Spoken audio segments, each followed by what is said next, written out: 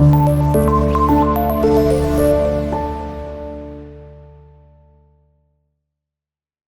वालेकुम स्टूडेंट्स, कैसे हैं आप सब। उम्मीद है आप सब खैरियत से होंगे। आज का हमारे पास टॉपिक है reign of Al Walid Sulaiman and Umar two. इनके दौरे हुकूमत के बारे में पढ़ेंगे कि उमैयद की दौरे हुकूमत के अंदर, उमैया के अंदर जो हमारे पास अल वलीद सुलेमान और उमर थे, इनकी दौरे हुकूमत किस तरह की थी। उसके अलावा जो हमारे पास अब्दुर्रहमान है, लास्ट में उनके बारे में भी डिस्कस करेंगे। सबसे पहले हमारे पास यहाँ पे फर्स्ट पॉइंट आ जाता है reign of Al Waleed. Al Walid ने दौरे हुकूमत 705 से लेकर 715 CE तक संभाली थी। मीन्स के इनके जो दौरे हुकूमत का अरसा रहा वो 705 से स्टार्ट होकर 715 तक रहा। और जो अल वलीद है, इन्होंने अपने दौरे हुकूमत में बहुत सारे काम सर अंजाम दिए, जैसे मस्जिद नबवी की तमीर दोबारा से उसकी उसको कंस्ट्रक्ट करवाया और पहले से ज़्यादा बेहतरीन बनाया ताकि लोगों के लिए आसानी रहे। और उसकी जगह पहले से ज़्यादा खुली की, उसे कुशादा किया ताकि वहाँ पे आने जाने के लिए या इबादत गाहों के लिए जगह काफ़ी रहे, वहाँ पे तंग जगह ना पड़े। इनकी देखते हैं कि इनकी कंट्रीब्यूशंस कहाँ कहाँ रही हैं। इन्होंने हिजाज बिन यूसुफ जो था, हिजाज बिन यूसुफ को अपॉइंट किया कि उनको अपॉइंट किया कि वो जो सिंध है उसको फ़तह करें। हजाज बिन यूसुफ ने आगे सिंध को फ़तह करने के लिए भेजा था मोहम्मद बिन कासिम अपने भतीजे को। तो ही वॉज मेनली जो अपॉइंट किया गया था सिंध को फ़तह करने के लिए वो हजाज बिन यूसुफ थे, जो कि किन्होंने अपॉइंट किया था, अल वलीद ने। He appoint Hajjaj bin Yusuf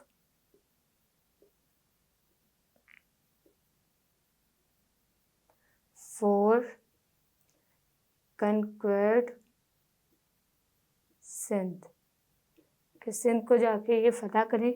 उसके अलावा इन्होंने बहुत सारे कंट्रीब्यूशंस की इस्लामिक हिस्ट्री के अंदर, जिसमें वेलफेयर का सिस्टम वो इन्होंने डेवलप करवाया। ही मेक और he construct welfare system and educational institute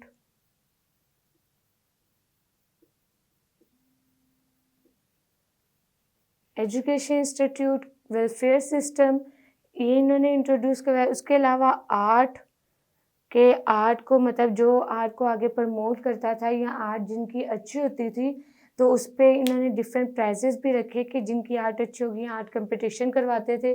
उसके अलावा अल वलीद जो थे वो खुद आर्ट के बहुत बड़े फ़ैन थे, आर्किटेक्चर्स के, और आर्ट उनको बहुत ज़्यादा पसंद थी, उसके फ़ैन थे। इस वजह से वो इसमें बहुत ज़्यादा दिलचस्पी लेते थे।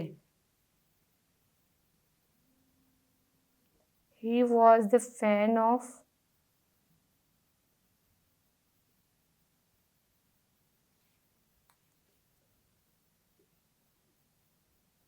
architecture and art.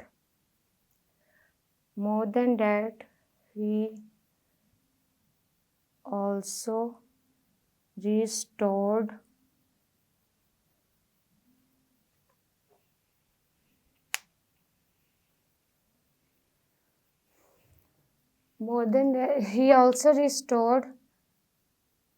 मस्जिद नबवी।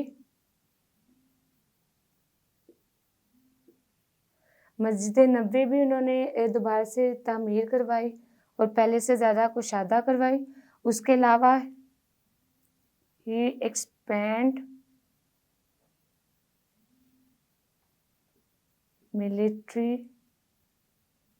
मिलिट्री को उन्होंने पहले से ज़्यादा इंक्रीज़ किया, मिलिट्री वर्क जो था, मिलिट्री का काम, मिलिट्री को पहले से ज़्यादा इंक्रीज़ किया। उसके अलावा एक स्ट्रॉन्ग नेवी बिल्ड की कि ताकि जो भी उनके अगेंस्ट आए या जो भी उस टाइम के दुश्मन या जो भी अगेंस्ट आए तो उनसे अच्छे से उनके साथ मुकाबला किया जा सके। And also build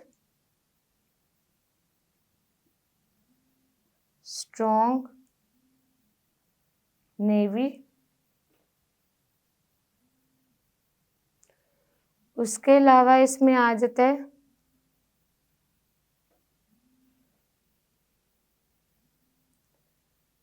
he was also known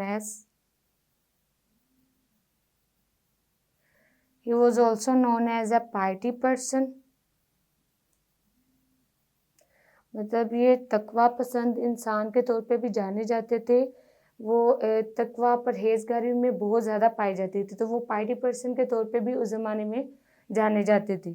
उसके अलावा जो उस रमज़ान के महीने में रोज़े वगैरह रखे जाते थे, तो स्पेशल ये रोज़ेदारों के लिए वहाँ पे रोज़े का खोलने का इंतज़ाम करते थे, होस्टिंग किया करते थे।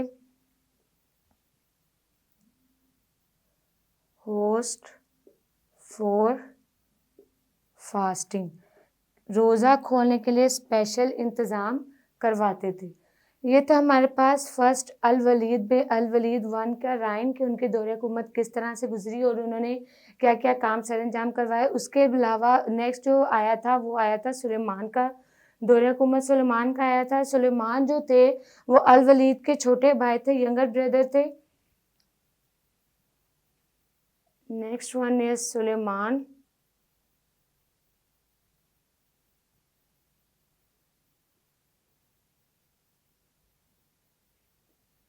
He was the younger brother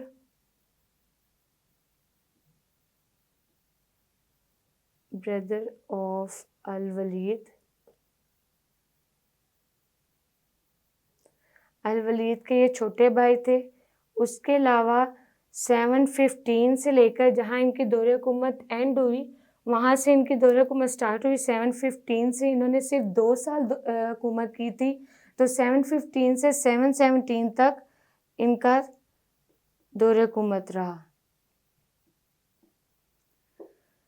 उसके अलावा इनके मतलब ये अगेंस्ट थे, हिजाज बिन यूसुफ के ये अगेंस्ट थे, इस वजह से इन्होंने उनके खिलाफ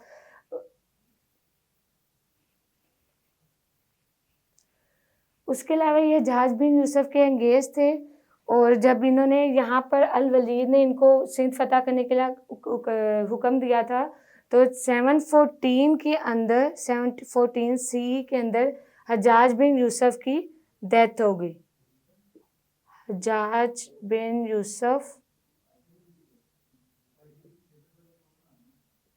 डाइड, मीन्स के इनके दौरे हुकूमत स्टार्ट होने से पहले ही हिजाज बिन यूसुफ की डेथ हो चुकी थी। और उस ज़माने में जब इनका दौरे हुकूमत स्टार्ट हुआ तो तब 3 ऐसे वहाँ पर थे जनरल्स जो कि एज ए जनरल अपॉइंट किए गए थे और वो बहुत ज़्यादा बहादुर थे, जिनमें से मोहम्मद बिन कासिम एक थे।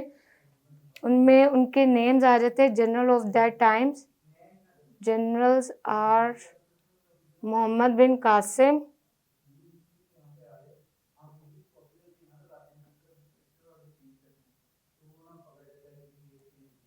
Mohammad bin Qasim. उसके अलावा मूसा एंड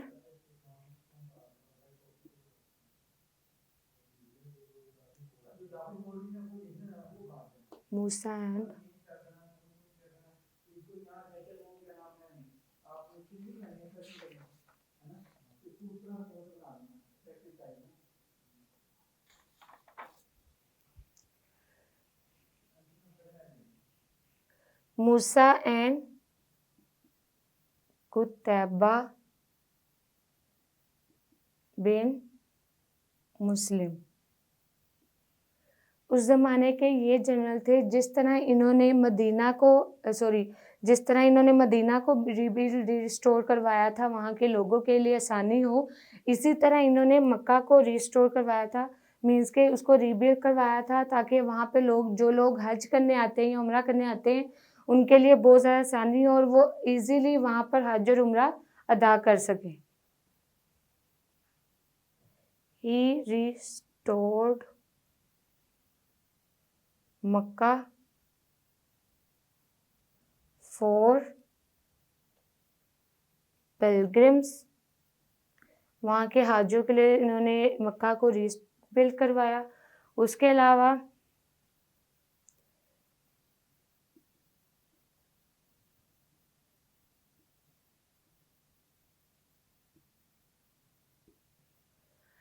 जो सुलेमान थे ये एक बहुत ज़्यादा मजहबी इंसान थे, जैसे कि अल वलीद जो थे ये भी थे। ये भी बहुत ज़्यादा तकवा पसंद, परहेज़गार और मजहबी इंसान थे। इन्होंने जैसे हमने यहाँ पे पढ़ा कि ये वहाँ पे जो रोज़ा रमज़ान के महीने में रोज़ा रखने वालों के लिए स्पेशल इफ्तारी का इंतज़ाम करते थे।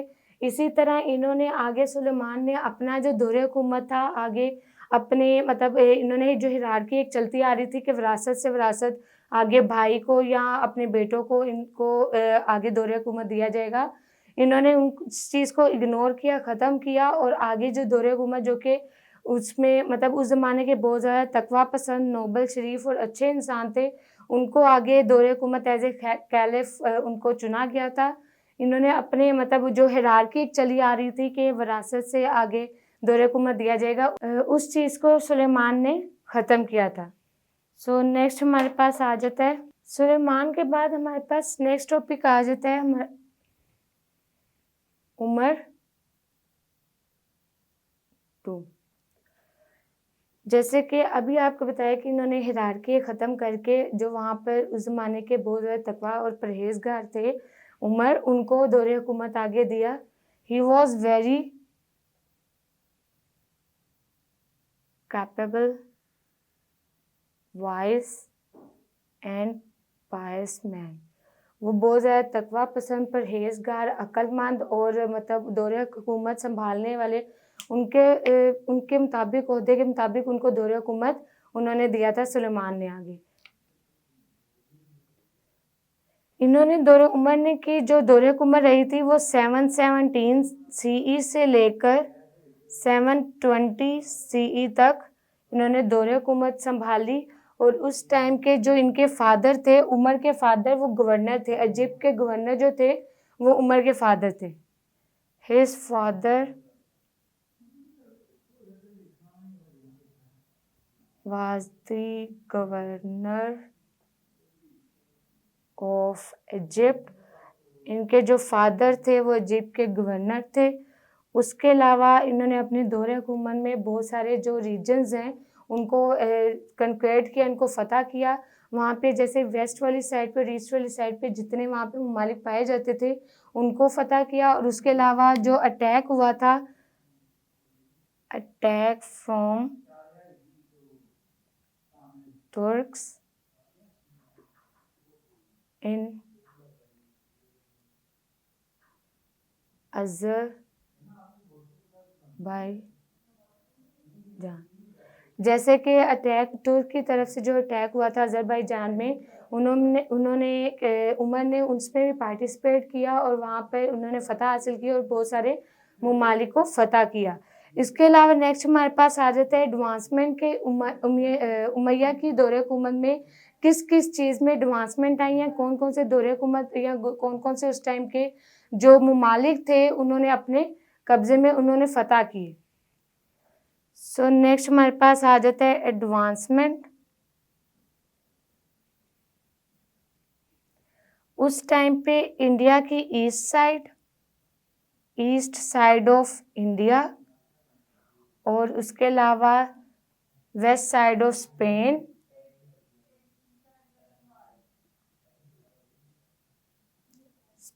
वेस्ट और नॉर्थ साइड ऑफ अफ्रीका।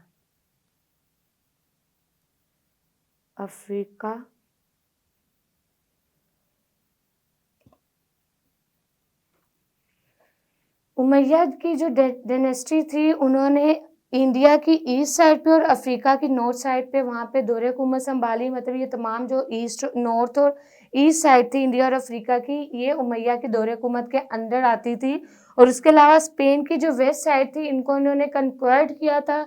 और उस टाइम पे मतलब उमैया की उस टाइम पे पूरी दुनिया का तकरीबन 30% दुनिया के उस टाइम पे दुनिया वर्ल्ड के अंदर जितने भी लोग थे उनमें से 30% जो थे वो उमैया की डायनेस्टी पर मुश्तमिल थे। और तकरीबन ये 60 मिलियंस जो हैं लोग वो उमैया की डायनेस्टी में शामिल थे। 62 मिलियंस लोग, 62 million people are included in Umayyad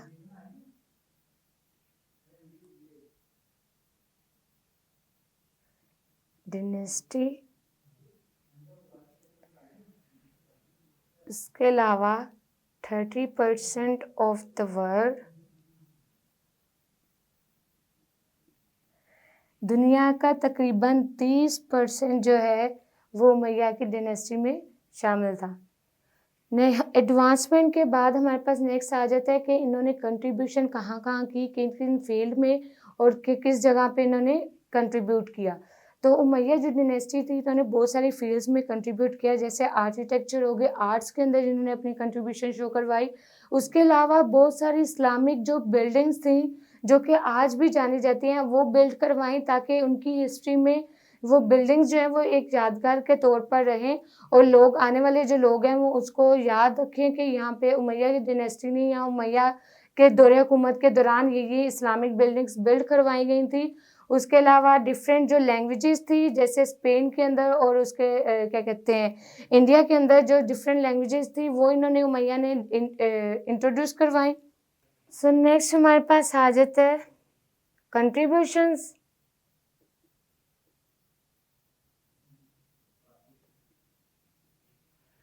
contributions में जैसे अभी आपको बताया कि इन्होंने डिफरेंट लैंग्वेजेस इंट्रोड्यूस करवाई थी।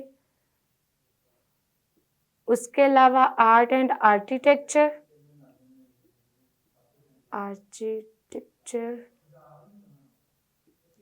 एंड डिफरेंट बेल्ट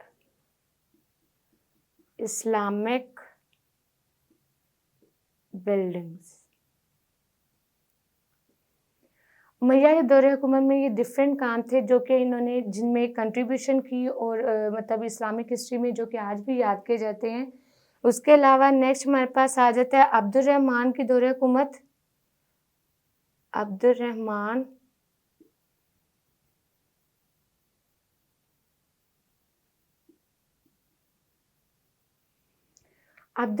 की जो डायनेस्टी है उसकी जो दौरे हुकूमत है वो बहुत कम रही, मतलब बहुत कम अरसा उन्होंने दौरे हुकूमत की, लेकिन उनके दौरान, उनकी राइन के दौरान बहुत सारे जो ममालिक थे वो उन्होंने कनक्रेट किए और उसके अलावा इस्लामिक जो हिस्ट्री थी उसको कायम रखा।